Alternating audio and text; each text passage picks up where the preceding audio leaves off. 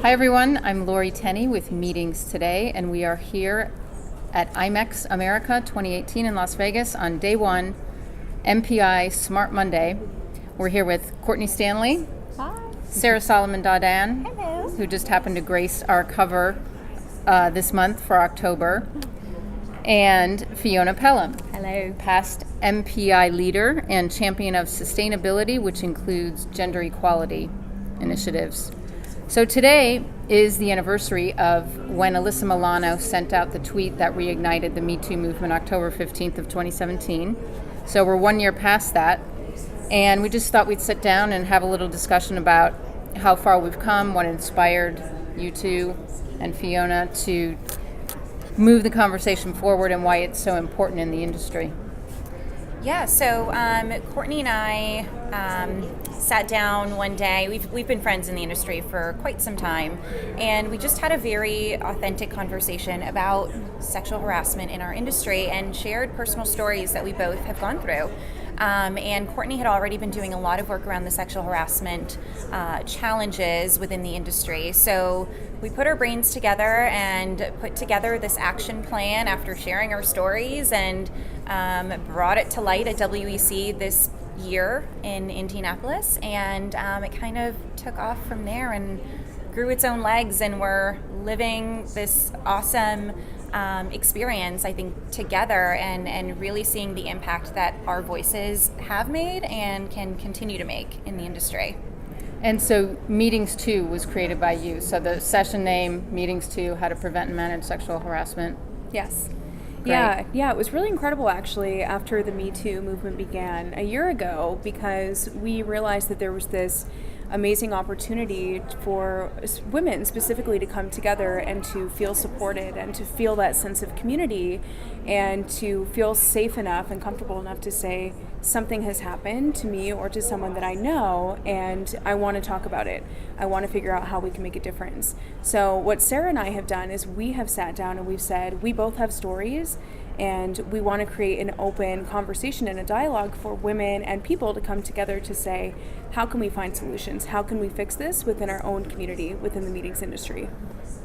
And Fiona, what inspired you to get involved with the movement and also become an example of female leadership? Yeah, I think through my career I've had some interesting opportunities to be a female leader. So I chaired the ISO standard, and I was the youngest female chair of ISO at the time. Traditionally, 70-year-old white men chair the standards. And then when I came into the MPI's international chair, they hadn't had a female chair for 5 years. And I really heard from the membership how much they valued seeing a female speak to them as a keynote from the stage, be the person that was the head of their association. And I think what Sarah and Courtney have been pointing to today, and what their campaign draws on, is giving people a safe space to communicate and collaborate together. And it's important to have female leaders who are saying, yes, absolutely, that's the right thing to happen. Excellent. So it's been 1 year. So in a nutshell, how far do you think we've come in the industry? I think in the industry there's definitely been impact, and I think there's definitely been change in some ways. I think just even having conversations like this, something that has never been done before, discussed before, that to me is essential.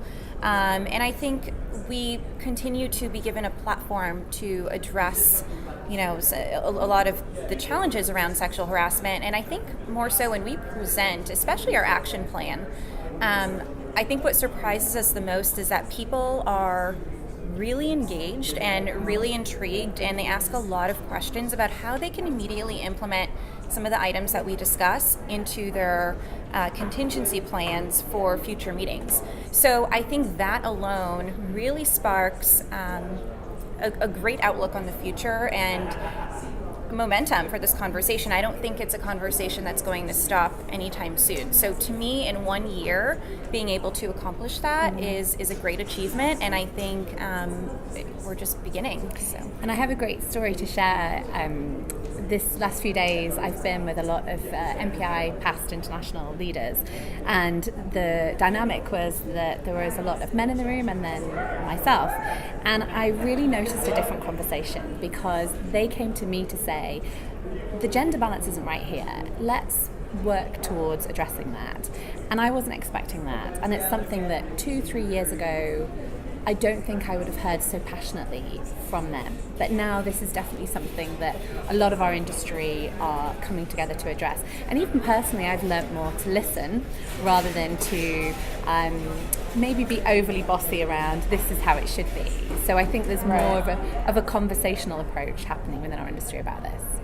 What I can say too is that I would totally agree with, especially a point that Sarah made around the fact that we have changed the conversation in the fact that we are having a conversation. Whereas if I look back a year ago when the Me Too movement first began, this was the very beginning of people feeling comfortable and supported enough to even speak out. And from a personal standpoint, I was in that place where I really, really did not feel supported. I didn't feel comfortable. I didn't feel confident in sharing my story and voicing what had happened in, professional situations that was not okay. And I had a really supportive community behind me at that time, or a specific person, really specifically, who said, I'm here for you.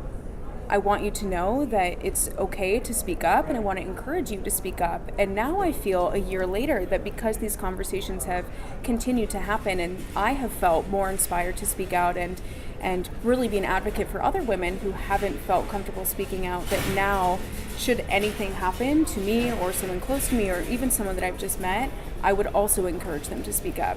So I think it's almost this domino effect that's happened within the past year where it's becoming more normal for people to speak up and say, I didn't feel comfortable in the situation, I would like to talk about it. And I think another, to that point and to a point that you made, Fiona, is what we've been seeing recently too is that the conversation is now extending on to the next generation of event professionals. So Courtney and I are having conversations with professors from hospitality programs with universities, which is an awesome feeling to know that, this conversation is not only aiding us, sitting here in our professional positions in the industry, but it's also speaking to that next generation and really setting them up with the tools that they need and the knowledge base that we never had the discussion about in our generations. Yes. So they can have an even brighter future. So that to me is probably the most fulfilling part of it all, is just knowing that next generation is going to have conversation, tools, resources to ensure that their meetings are a safe place. Yes. Yeah, very good point. Well, thank you all for sharing your thoughts. Much appreciated. And we are going to have a podcast where we'll dig deeper into some of these issues coming up on Wednesday, so stay tuned for that. Thank you very much, and we'll see you on the floor. Thanks, Lori.